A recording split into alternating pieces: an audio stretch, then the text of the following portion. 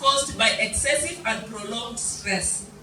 Ukiwa na stress ambayo uresolve, wewe kwa nyumba yako unapitia shida, katika ndoa yako unapitia shida, kazini uko unapitia shida, katika kanisa lako unapitia shida, but you are not sitting down to resolve these issues, they accumulate. And what accumulation we are talking about is what we are saying: emotional exhaustion, mental exhaustion, physical exhaustion. So your stress usipo resolve, and then what it yields, the product is what we are calling burnout. Burnout again is a state of fatigue and frustration brought about by devotion to a cause, way of life or relationship that has failed to produce the expected reward. Now, in other words, we all have expectation. For example, wakati Reverend na viongozi wa Nairobi region, when they decided that we are going to have an induction training, we had an expectation. And one of our expectation is for all the leaders to attend and go through this induction training. So what happens when this expectation that you had in the first place are not actualized? When the expectation that an individual had at the end of the day, they are not actualized, you feel bad. Because we are human beings, you feel frustrated, and because of that frustration, what yields back or what the outcome will be is what we are calling also burnout. By the way, research has also established that one of the leading causes of burnout globally in the world is unmet expectation. Wewe unapooa mke unakuwa na matarajio kwamba huyu mke wangu atakuwa mzuri, this is how she will treat me. The same way applies with your spouse. Unapopata mume unakuwa na matarajio. Unapopata mtoto unakuwa na matarajio. Unapopata kazi, you have expectation which you need to actualize. But then what happens when those expectations are not forthcoming? Huyu mtoto anapoenda kinyume na wale na mambo ambayo ulikuwa unatarajia juu ya maisha yake, that's failed expectation. That is unmet expectation. So the result is this parent is going to feel frustrated, this parent is going to feel sad, and as a result of that is what we are calling burnout. Unapofanya kazi pia kwa muda mrefu pasipo kupumzika, unapata mwili inachoka, your brain inachoka, then ina result into physical pia unasikia umechoka. So that's what we call burnout. I'm happy some 3 weeks ago nilikuwa natafutana na bishop, one of the bishop. I wanted to invite him for our Arambe here. Nikapigia Bishop Habaku, akaniambia, daktari, unfortunately niko nyumbani na tuko na matanga. Nikasema pole sana. When did it happen? Akaniambia apparently I had taken my off duty. Nilikuwa baada ya crusade nimechukua siku 7 ya kupumzika. Wachungaji mjifunze to take breaks. Take break, have time with your family. Take a break, just sit with your spouse. Just sit with your wife, just sit with your children. Usifanye kazi 24 hours. Ukifanya hiyo kazi 24 hours and then unapata kitu inaitwa burnout, is a very serious medical condition, utajipata umekuwa admitted. And then the doctors will be running all the tests lakini hawapati majibu. Wanarun tests zote zinakuja negative, and the real sense what is ailing you is what we are calling burnout. So learn to take break. Juzi nilikuwa na watch movie. Nilikuwa nasikia hiyo burnout. Nimefanya kazi usiku mpaka karibu past midnight nini, na nikaamkia hivyo. So Reverend alikuwa ananiambia usiende ulale. Nikamwambia sasa niko na timeline ya kazi nyingine I need to submit. But then I was really complaining to him. Nilikuwa na lament, nasikia burnout. Ananiambia sula, naambia but if I watch a movie I will relax and then work again. Burnout is a real medical condition that we all need to take care. If you can see with that picture, huyu amefanya kazi pengine alijidanganya na coffee kwamba atakunywa kahawa hakuwa awake. But then when it sets in, because what happens, it will affect your mind, affect now your feelings, your emotion. Utakusikia ukiwa na hasira, ambapo mtu akikuuliza kitu at a very slight provocation unajibu kwa hasira mpaka mtu anashangaa, hii hasira yote ni kitu yenye nimesema, or there's another underlying issue that has made you to answer or to reply in such a way. So unaweza reply mtu ukiwa na hasira, Unashindwa hii asili inatoka wapi? You need to check by taking a break. Unaona huyu amefanya kazi. What has happened? Now the body has given him. That's why analala kwa desk. We should not do that. He needs to go and take a sleep. So what is this stress we are talking about? Stress is any situation that makes you feel emotionally uncomfortable, psychologically disturbed. Kitu chochote ambacho kitakufanya ukose amani, ukose raha. That's what we are calling stress in a layman language, simple language. Ile jambo ambalo litakunyima furaha, ukose unasikia mawazo yako disturb, unasikia roho inachafuka. That is what we are calling stress. But then, one of the key things I want to tell you this afternoon is that most stress occurs as a result of how we relate with other people, other human beings. Vile una relate na jirani yako, anaweza kukupea stress. Ukirelate vizuri hata kukupea stress. Hapa kanisani, unapoingia katika makanisa, unapatikana na stress. How you relate with other congregants, it will determine whether you are going to get stressed or you are not going to get stressed. However, we have two types of stress, what we are calling eustress and then the other one, distress. Eustress ni stress mzuri. Hii ni stress ambayo unapoalikwa interview unasikia hauna utulivu. Why? Kwa sababu you don't know fear of what you're going to get. Fear of an unrealistic expectation. Fear of unknown. It's what we are calling eustress. Unapokuwa wewe unaenda kufanya harusi kama vijana wetu walipofanya harusi, that prior day before the actual day of the wedding, because you are anticipating of what is going to happen, utasikia ukiwa stress. Unapokuwa na mtoto kama sisi wazazi sasa, wakati unasikia announcement ya results zinataka kutolewa, zinataka kukuwa released, utakuwa nervous, utapata ka stress. Hiyo ka stress ni kabaya, ni ka stress kasoni kwa sababu tuna matarajio ambayo ni results. Wakati mtu ako expectant, anapoingia labor room kujipata mtoto, wale watu wamempeleka watasikia hiyo changamoto, watakuwa na mawazo. Haya mawazo ni mazuri because of the expectation. But the point of view here, or what we need to pay our attention, is what we are calling distress. Distress ni stress mbaya. Na stress mbaya inakuja kwa sababu ya mambo mabaya.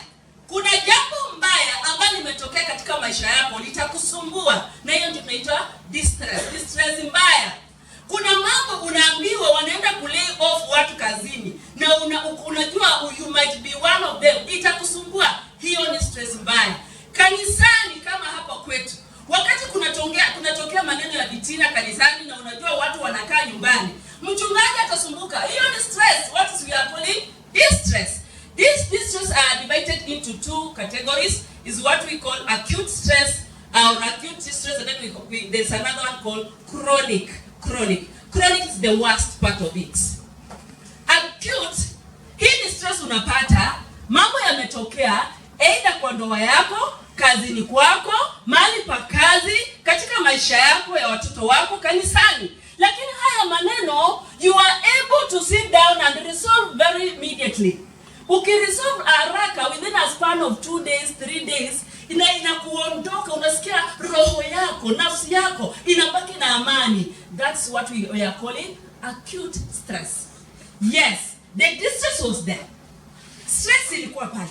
Changamoto ilikuwa, but you are able to resolve, and at the long run you are able to gain your inner peace. That's what we are calling acute stress. But then chronic stress, hiyo sasa ndio inaweza kutuma uingie into depression.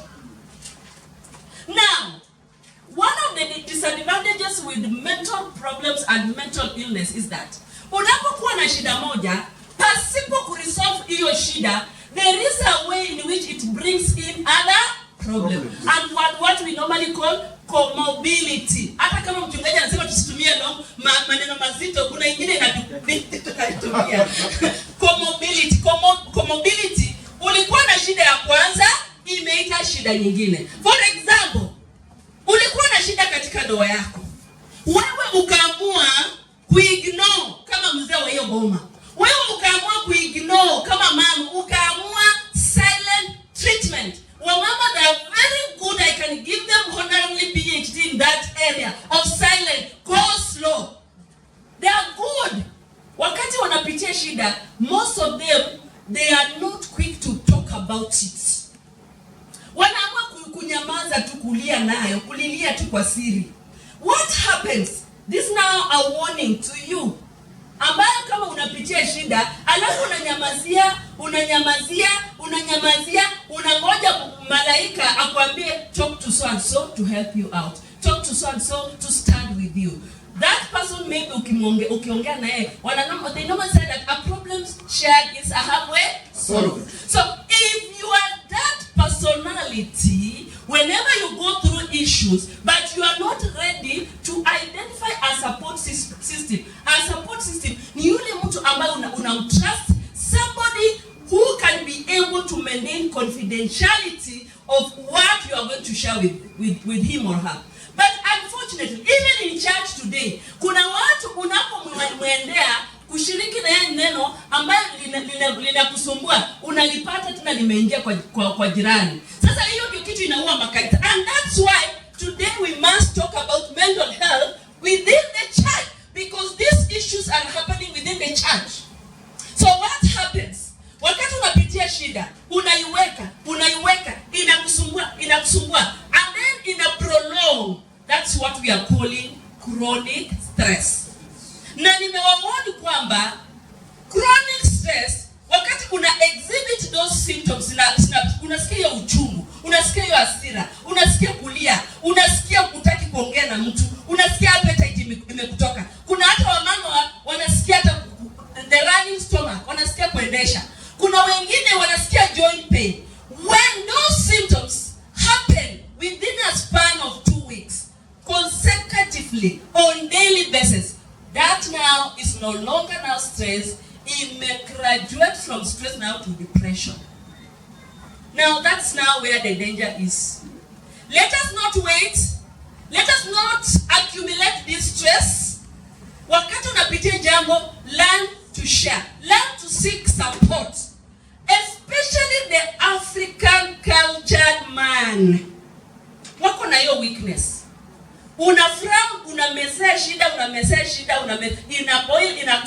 inaccumulate, where you learn the depression. Kama si depression, now we record what we are calling non-communicable diseases. Unapata heart problems, unapata mambo ya pressure, unapata very young people nowadays wanatumia madawa ya pressure. Why? Umejiwekelea maneno.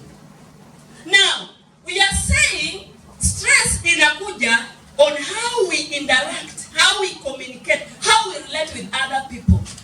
And that's why tunasema stress can only happen at home, or in church, or even at your workplace. How do you normally relate with that neighbor? How do you normally relate with other people in the church? Ama wewe unakuja kanisani, watu wamebarikiwa, alafu unaenda kuangalia kikao. Wewe watu wamekuja kanisani, wako na shida zao. Wanapofika kanisani, it's a place of refuge from our slogan, alafu sasa wewe unawaprovoke. Sasa shida inakuwa mingi sana. So if you are going to generate issues to other people, know that hizo issues zitakutembelea wewe pia. Now, whether we like it, and I'm happy that we have representation here from churches. Tuko na overseer hapa. Whether we like it or we don't like it, we must talk about mental health. Because there is a very thin line between being normal and being abnormal. Abnormal is what we are calling mental illness. Is what we are calling mental disorder. Unapoangalia hii slides, this is the normal functioning of every person. No distress at all. The distress tumesema ni stress mbaya. Hakuna majaribu. Pengine leo uliamka ukikuja leo mnasema ukiwa hakuna shida yoyote umepitia. Kila kitu imeenda smooth. But then while everything is okay, you are functioning okay, you will acknowledge with me. That's why I was very categorical to bring the slides, the PowerPoint, so that you can see with your eyes that despite this part being green, we still have some content of yellow inside. Si tunaona kuna mayellow, hata kuna wanasemanga usijui watu wengine wanakuwa hawaoni vizuri color, but then you are able to see some mild from afar, some content of yellow inside the green. Kila mtu akona uendazimu, but the level is the what is the decrease, what is different. Usifikirie kwamba ule mtu anatembea kwa barabara, what we call schizophrenia, yule total madness, kwamba uko tofauti na yeye. Usikuwa unafikiria madhara tu ndio tunahitaji kuwa na wagonjwa. Hata kanisani tuko nao. You will acknowledge to me that there are people when they start to talk, kila mtu atacheka mpaka anashangaa. What is this person talking about? That is now, it's an indicator to you that we all have some levels or some degrees of madness. Kuna mtu akiamka achukue mic, kila mtu anaanza kucheka peke yake. Why do you normally just smile and mnacheka kwa kanisa? Unajua huyo akichukua mic, the content, the wordings that are going to come out. Pengine ni kukumbaliza mwingine, sijui pengine ni nini. From now the normal function we have mental distress mind. Kuna wazee wengine niliwafundisha the senior officers in the government. Akaniambia unatuambia nini mambo ya counseling? Kasema mimi paka mzee sijai kuwa counseled. Lakini nikamwangalia huyu mzee wa watu kipara iko paka hapa. Nikamuuliza by the way, with due respect, how old are you? Ananiambia he's only 43. 43 na kipara imefika hapa. That shows that you have gone through some distress which you are not able to resolve. Ndio ina manifest na kipara. By the way, not everybody akiwa na kipara kwamba amepitia ni stress, but that's one of the signs. Na ananiambia natumia madawa ya pressure. How comes? Hakukuwa na support system. That's why he reached where he reached. So, hii mtu ako na stress, lakini hii ni stress anaweza kuresolve. Na hata hawezi kutafuta na counselor, na ni mild distress. Na ndio naona mtu anakuambia mimi napitianga tu stress lakini sijai hakuna haja ya counselor, hakuna haja ya kazi, sijaenda hata kwa pastor. Wewe yako inakuanga hapa mild. Hiyo ni kitu kidogo. Ikifika moderate, hata sisi tutamuona huko mbaya, because we will see the behavior change in you. At this stage, that's when you can see somebody like me, a therapist. Lakini nikiona iko sabia kama nimekuwa kwa shule ya boys on Thursday, nikaambia kuna msasi alirequest mtoto yake aone psychologist. Wakati nimeenda kuona kijana form 1, I found he is operating at this level. That level I refer you immediately to the psychiatry. Hapo nilipigia principal, nikamwambia principal, kindly call the mother or the father of this young boy. Atuondokee hapa and make sure before arudishwe akuje na barua ya kuonyesha kwamba aliona daktari na amehudumiwa. That's how the school, that's how we can only be safe. Kwa sababu akirudi bila hiyo barua commit what we are saying, dying by suicide, the school will be cautioned, will be stood maybe. Sasa usijisikie sana ati tusiongee ati sijui daktari hiyo mambo ya mental health enda ongelea huko. No, it's here where I must talk about, because the level of madness it's here in the church. And that's why even the scripture says that we are all wounded mental disorders. We are all wounded. And you and me, we all need this. When you look at the book of John chapter 16 verse 3b, it says, in this world you will have tribulation. But take heart, I have overcome the world.